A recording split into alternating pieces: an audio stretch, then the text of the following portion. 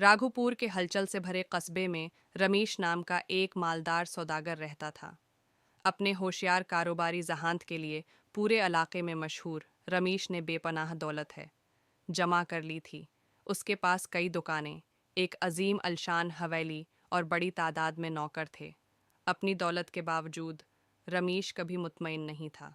वो मुसलसल अपनी दौलत हैं को बढ़ाने के तरीके तलाश करता रहा। रमेश का लालच सिर्फ पैसे का नहीं था, बल्कि ताकत और असर व रसूख का भी था। वो अक्सर गरीबों का इस्तेहसाल करता था और अपने हेड्स का इस्तेहसाल करता था। मुनाफा को ज़्यादा से ज़्यादा करने के लिए मार्केट में हेरा फेरी करता था। राघोपुर में बहुत से लोगों ने इसकी कामयाबी की तारीफ़ की, लेकिन दूसरों ने उसके अखलाक़ी तरीक़ों के लिए इससे नाराज़गी ज़ाहिर की। एक दिन जब रमेश अपने शाहाना दफ्तर में बैठा अपनी कमाई गुन रहा था, उसके दरवाजे पर एक बूढ़ा बाबा नमूदार हुआ।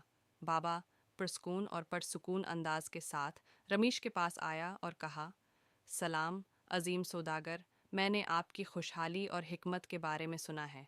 मैं आपके लिए एक नसीहत लाता हूँ जो आपकी ज़िंदगी बदल सकता है। रमेश हमेशा किसी भी चीज़ के बारे में मुतजस्सिस रहता था जिससे उसकी दौलत में इजाफा हो। बाबा का गर्मजोशी से इस्तकबाल किया। बराह करम अक्लमंद अपना मशूरा शेयर करें, मैं हमेशा मज़ीद जानने के लिए बेचैन रहता हूँ। बाबा ने मुस्कुराकर कहा, एक दूर दराज मुल्क में आपके जंगली ख्वाबों से परे एक छिपा हुआ खजाना है। ये तन्हाई की वादी में एक कदीम दरख्त के नीचे दफन है। खजाना इतना वसिया है कि आपकी औलाद भी उससे कभी नहीं निकलेगी। लेकिन होशियार रहो, क्योंकि सफ़र मुश्किलात से भरा हुआ है और सिर्फ एक पाक दिल और नेक नीयति वाला आदमी ही उसे वापस ले सकता है। रमेश की आंखें जोश से चमक उठीं। इससे भी ज़्यादा दौलत के ख्याल ने उसके दिल में दौड़ लगाई। बाबा के इंतबाह को नज़रअंदाज करते हुए उसने फ़ैसला किया कि वो फौरी तौर पर सफ़र शुरू कर देगा।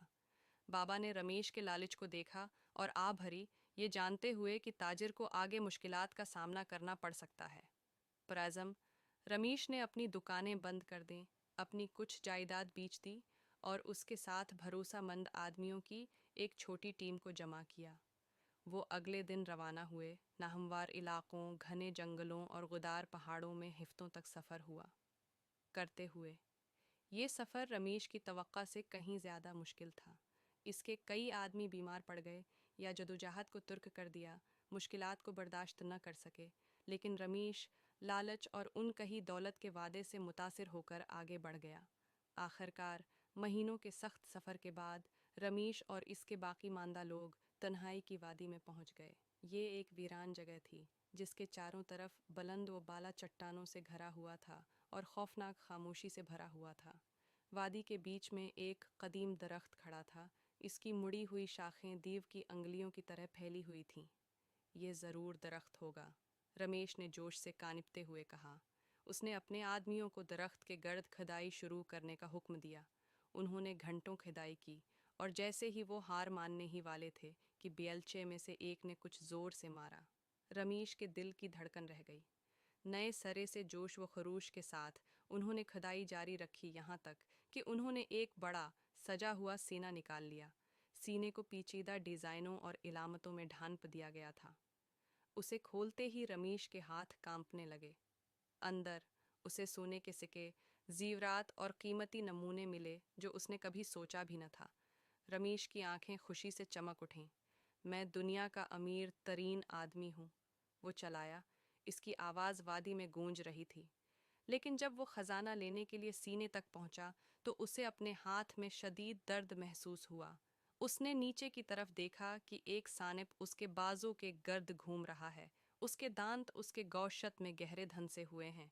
अपनी जल्दबाजी और लालच में रमेश ने खजाने की हिफाजत करने वाले नाग को नहीं देखा था। इसके आदमी खौफ के मारे पीछे हट गए और किसी ने उसकी मदद करने की हिम्मत नहीं की। जैसे जैसे उसके जिस्म में जहर फैल गया, रमेश को अपनी ताकत ख़त्म होती महसूस हुई। वो ज़मीन पर गिर गया। खजाने का सीना अब भी उसके पास खुला है।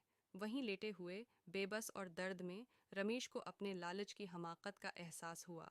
इसने इस खजाने के लिए सब हैं कुछ कुर्बान कर दिया था, अपना सुकून, अपनी सेहत, हती के अपने रिश्ते भी, और अब अपनी सबसे बड़ी फतह के लम्हे वो हतमी कीमत अदा कर रहा था। جیسے ہی اس کی بینائی دھندلی ہوئی، بابا کے الفاظ اس کے ذہن میں گونجنے لگے، صرف ایک پاک دل اور نیک نیتی والا آدمی ہی خزانہ حاصل کر سکتا ہے۔ رمیش کو بہت دیر سے سمجھ آیا کہ خزانہ اس جیسے کسی کے لیے کبھی نہیں تھا۔ اپنے آخری لمحات میں رمیش نے ندامت کا گہرا احساس محسوس کیا۔ اس نے ان تمام لوگوں کے بارے میں سوچا جن پر اس نے دولت کے حصول میں ظلم کیا تھا، جن دوستوں اور خاندان والوں کو اس نے نظر انداز کیا تھا، اور وہ خوشی جو اس نے زیادہ سے زیادہ جمع کرنے کی خاطر ترک کر دی تھی۔ اس کی آنکھوں میں آنسو بھر آئے جب اسے اپنی کھوئی ہوئی چیز کی اصل قیمت کا احساس ہوا۔ ایک آخری لرزتی ہوئی سانس کے ساتھ رمیش کا ہاتھ سینے سے پھسل گیا اور اس کا جسم ساکت پڑا تھا۔ اس کے آدمی ٹھہرنے سے بہت ڈرے ہوئے تاجر اور اس کے ملعون خزانے کو چھوڑ کر وادی سے بھاگ گئے۔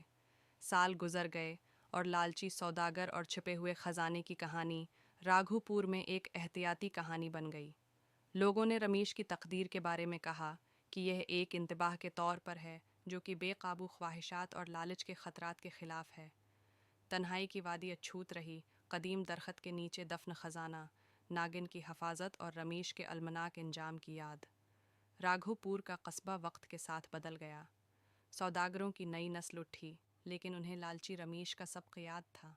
انہوں نے اپنا کاروبار دیانتداری کے ساتھ چلایا، اپنے گاہکوں اور کارکنوں کے ساتھ منصفانہ سلوک کیا اور اپنی دولت کمیونٹی کو بہتر بنانے کے لیے استعمال کی۔ ان میں ارجن نام کا ایک نوجوان بھی تھا جو بچپن میں رمیش کے گھر میں نوکر تھا۔ ارجن نے لالچی سوداگر کے عروج و زوال کو دیکھا تھا اور اس سے سیکھا تھا۔ اس نے اپنا چھوٹا سا کاروبار شروع کیا اور محنت اور ایمانداری سے کامیابی حاصل کی۔ رمیش کے برعکس ارجن اپنے پاس جو کچھ تھا اس پر مطمئن تھا۔ اس نے ضرورت مندوں کی مدد کی، مقامی اسکولوں کی مدد کی اور ایسے منصوبوں میں سرمایہ کاری کی جس سے شہر کو فائدہ پہنچا۔ ایک دن بوڑھا بابا جو رمیش سے ملنے گیا تھا ارجن کی دکان پر آیا۔ اس نے اپنی آنکھوں میں چمک کے ساتھ ارجن کی طرف دیکھا اور کہا، تم مجھے کسی ایسے شخص کی یاد دلاتے ہو جسے میں کبھی جانتا تھا، لیکن تم نے ایک سمجھدار راستہ چنا ہے۔ یاد رکھیں، حقیقی دولت کی پیمائش آپ کے پاس موجود ہے، سونے سے نہیں ہوتی بلکہ آپ کے دل کی نیکی سے ہوتی ہے۔ ارجن نے احترام سے جھک کر جواب دیا، شکریہ عقل مند، میں نے لالچ کے نتائج دیکھے ہیں اور سیکھا ہے کہ خوشی زیادہ رکھنے میں نہیں بلکہ مطمئن رہنے اور اچھا کرنے میں ہے۔ بابا نے مسکرا کر ارجن کو ایک چھوٹا سا ڈبہ دیا۔ یہ تمہارے لیے ہے، اس نے کہا اور کوئی اور لفظ بولے بغیر چلا گیا۔ متجسس، ارجن نے ڈبے کو کھولا اور اندر سے سونے کا ایک سکہ نکالا جس پر یہ الفاظ کندہ تھے، حقیقی دولت دل میں پائی جاتی ہے۔ ارجن نے سکہ کو اس سبق کی یاد دہانی کے طور پر اپنے پاس رکھا جو اس نے رمیش کی المناک کہانی سے سیکھا تھا۔ وہ ایمانداری اور ہمدردی کی زندگی بسر کرتا رہا اور اس کی کامیابی اور خوشی ہی بڑھتی گئی۔ وہ راگھو پور میں اپنی دولت کی وجہ سے نہیں بلکہ اپنی مہربانی اور دیانتداری کے لیے ایک محبوب شخصیت بن گئے۔ اور اس طرح لالچی سوداگر کی میراث ایک عاجز آدمی کی کہانی سے چھا گئی جو دولت کے حقیقی معنی کو سمجھتا تھا۔ راگھو پور کے لوگوں نے ترقی کی، ارجن کی مثال اور اس سبق سے رہنمائی حاصل کی کہ لالچ چاہے کتنا ہی لالچ کیوں نہ ہو، بربادی ہی کا باعث بن سکتا ہے۔ حقیقی تکمیل دولت جمع کرنے سے نہیں بلکہ مقصدیت، فراخدلی اور قناعت کی زندگی گزارنے سے ہوتی ہے۔